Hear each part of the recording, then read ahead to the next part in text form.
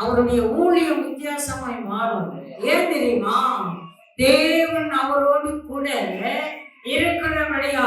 இப்ப நம்ம படிச்சோம்ல, கர்த்தர் சீயோனிலிருந்து கர்ஜித்து எருசலேமிலிருந்து சத்தமிடுவார், வானமும் பூமியும் அதிரும்.